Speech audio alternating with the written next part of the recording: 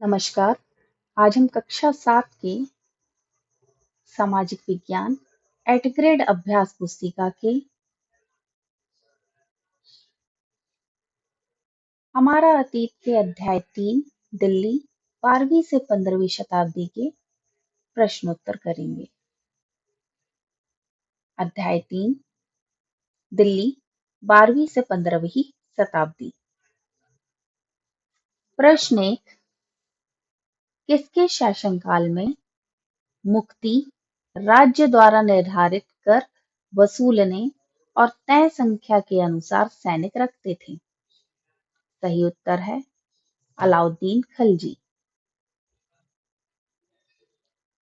प्रश्न 2, किस इतिहासकार ने कहा है कि इल्तुतमिश की बेटी रजिया अपने सभी भाइयों से अधिक योग्य और सक्षम थी? इसका सही उत्तर है मिल्हाजे सिराज। उत्तर है मिल्हाजे सिराज। प्रश्न 3, भारत आने वाले यात्री इब्न बतूता का संबंध किस देश से है? मतलब इब्न बतूता किस देश का यात्री था? तो सही उत्तर है अफ्रीका। इब्न बतूता अफ्रीका से आया था। प्रश्न 4, दिल्ली के सुल्तानों के बारे में हमें जानकारी किन साधनों से प्राप्त होती है?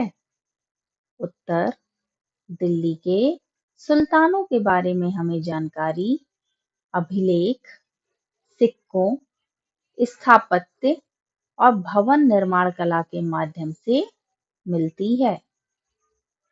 प्रश्न 5, रजिया के योग्य होते हुए भी उसे सुल्तान के पद से क्यों हटाया गया?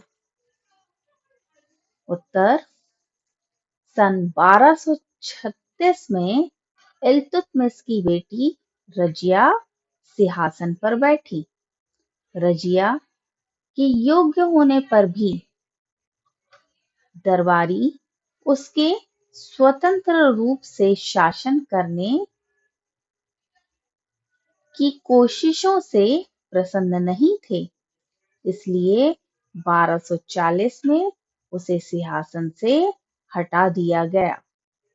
प्रश्न 6, मोहम्मद तुगलक के द्वारा उच्च प्रशासनिक पदों पर की गई नियुक्तियों की बर्नी द्वारा क्यों आलोचना की गई? उत्तर है मोहम्मद तुगलक द्वारा शराब बनाने व बेचने वाला,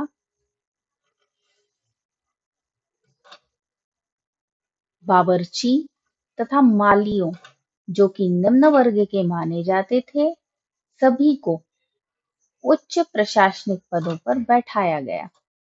इसलिए बर्नी द्वारा इसकी आलोचना की गई।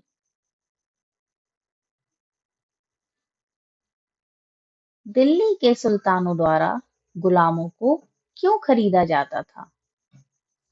दिल्ली के सल्तनत जैसे विशाल साम्राज्य के समैकन के लिए विश्वसनीय सूबेदार तथा प्रशासकों की जरूरत थी। दिल्ली के आरंभिक सुल्तान सामंतों, जमींदारों के स्थान पर अपने विशेष गुलामों को सूबेदार नियुक्त करना अधिक पसंद करते थे, अतः गुलामों को सैनिक सेवा के लिए खरीदा जाता था। प्रश्न 8, इस काल में इक्तेदार या मुक्ति का क्या कार्य होता था? उत्तर है सैनिक अभियानों का नेतृत्व करना तथा इक्तों में कानून और व्यवस्था बनाए रखना इस काल में इक्तेदार और मुक्ति का कार्य था। अपनी सैनिक सेवाओं के बदले वेतन के रूप में मुक्ति अपने इलाकों में राजस्व की वसूली किया करते थे। प्रश्न नंबर 9, अलाउद्दीन खिलजी की राजस्व व्यवस्था की विशेषताएं लिखिए। उत्तर, अलाउद्दीन खिलजी की राजस्व व्यवस्था की विशेषताएं निम्न है। पहली, अलाउद्दीन खिलजी के शासनकाल में भू राजस्व निर्धारण और वसूली के कार्यों में राज्य अपने नियंत्रण में ले आया। दूसरा, स्थानीय सामंतों से कर का अधिकार छीन लिया गया तथा उन्हें स्वयं कर देने के लिए बाध्य किया गया। तीसरा, सुल्तान के प्रशासन ने जमीन की पैमाइश की तथा हिसाब किताब बड़ी सावधानी से रखा। प्रश्न नंबर 10, मंगोल विजय हेतु अलाउद्दीन खिलजी और मोहम्मद तुगलक द्वारा किन बातों पर बल दिया गया? उत्तर है, सल्तनत के इतिहास में पहली बार दिल्ली के किसी सुल्तान ने मंगोल इलाकों को फतह करने की योजना बनाई थी, जहां अलाउद्दीन खिलजी की बल प्रतिभा पर थी। वह मोहम्मद तुगलक द्वारा उठाए गए कदम मंगोलों के विरुद्ध सैनिक आक्रमण की योजना का हिस्सा था। प्रश्न 11, शेर शाह सूरी के राज्य विस्तार के बारे में लिखिए। उत्तर है, शेर शाह सूरी ने मुगल सम्राट हुमायूं को चुनौती दी और परास्त किया। शेर शाह ने दिल्ली पर अधिकार करके स्वयं अपना राजवंश स्थापित किया। सूरवंश ने केवल 15 वर्ष शासन किया, लेकिन इसके प्रशासन ने अलाउद्दीन खिलजी वाले कई तरीकों को अपनाकर उन्हें और भी चुस्त बना दिया। शेरशाह ने अपने साम्राज्य को प्रांतों में और प्रांतों को सरकारों में विभाजित किया।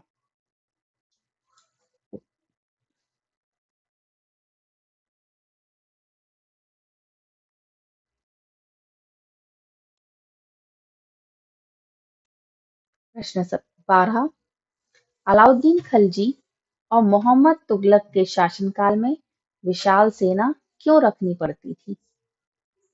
उत्तर है, चंगेज खां के नेतृत्व में मंगोलों ने 1219 में उत्तर पूर्वी ईरान में द्रास पर हमला किया और इसके बाद दिल्ली सल्तनत को उसका हमला झेलना पड़ा।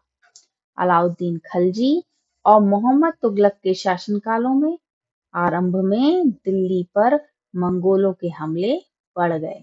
इससे मजबूर होकर दोनों ही सुल्तानों को एक विशाल स्थानीय सेना खड़ी करनी पड़ी। इतनी विशाल स्थानीय सेना प्रशासन के लिए भारी चुनौती थी। इसी के साथ हमारा यह अध्याय समाप्त हुआ। कल फिर मिलते हैं एक नए वीडियो के साथ। जब तक इस वीडियो को लाइक करें, सब्सक्राइब करें और अपने मित्रों के साथ शेयर करें।